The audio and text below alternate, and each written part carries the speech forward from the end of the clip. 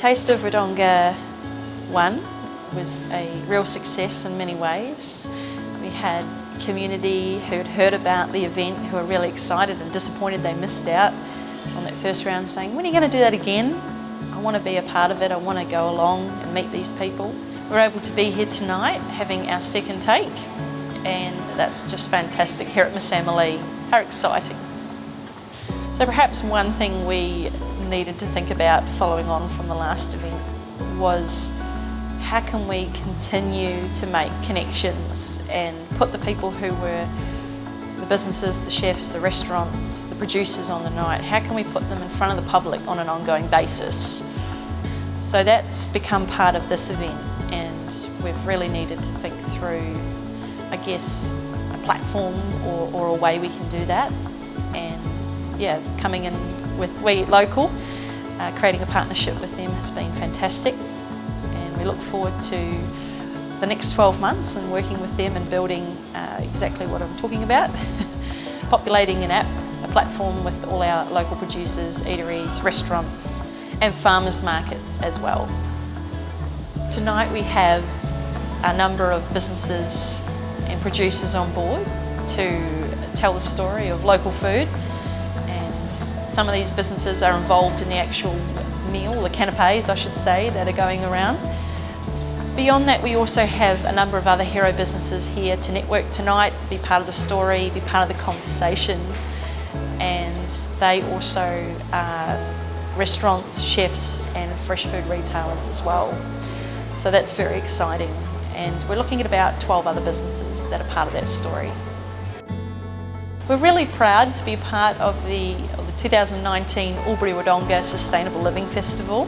Having food as part of that sustainability message is really important, and it goes really well with the values and the aims and objectives of the festival.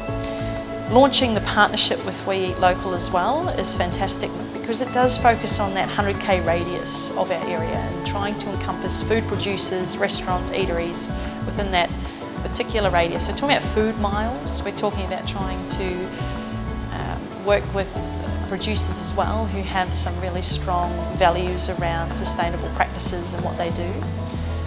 It's our first time being a part of the festival, so it's a great story, and of course that's why Costa's here. It's that connection as well between sustainability and food, and we're really privileged to have him be able to speak about that tonight. Well, thanks Costa for coming along. It's awesome to have you here in the northeast, and yeah, we're really rapt that you could make tonight's Taste of Wodonga Take 2. So welcome. Yeah, it's great to have you here. Look, it's great to be back, and I'm fortunate enough to have had a connection with the Sustainable Living Festival for, we're probably talking 6, 7, maybe even 8 years now. And I've been in and out at different times when they've asked me to get along and be involved with different projects. And this is a really big thing, because to create an app is kind of taking the idea of a food network to a very usable and reachable space that everyone can get hold of it pretty quickly. Yeah, that's what we're really excited about. And We Eat Local, obviously it's free for businesses to be a part of, free for people in the community to engage with.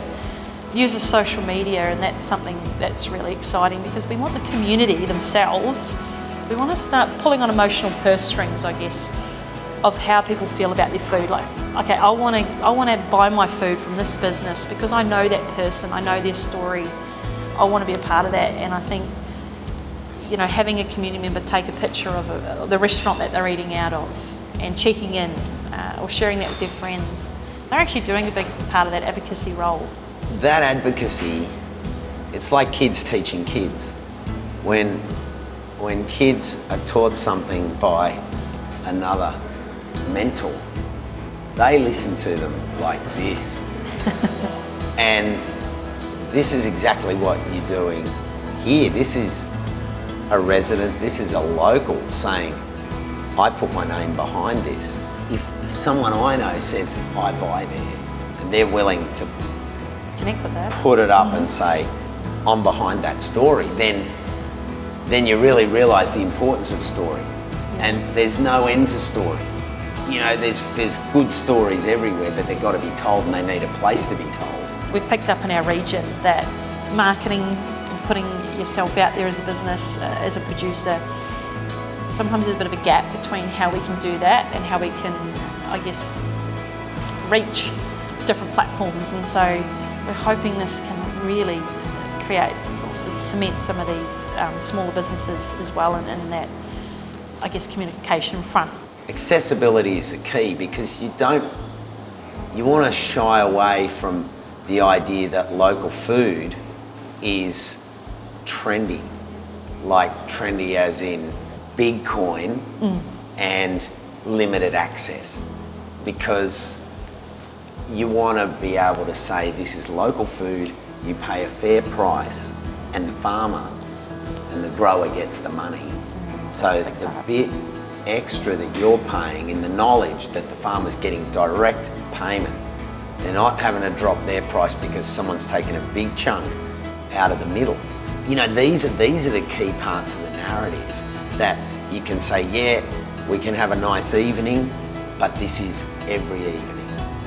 This is everyday food. This is not something that we want you to just have on a special occasion. No. We want you to go out there and buy seasonal produce. And that to me is where the app and the stories and the citizen marketing has a chance to drive the new narrative and say, we won't be sold convenience if it has these consequences.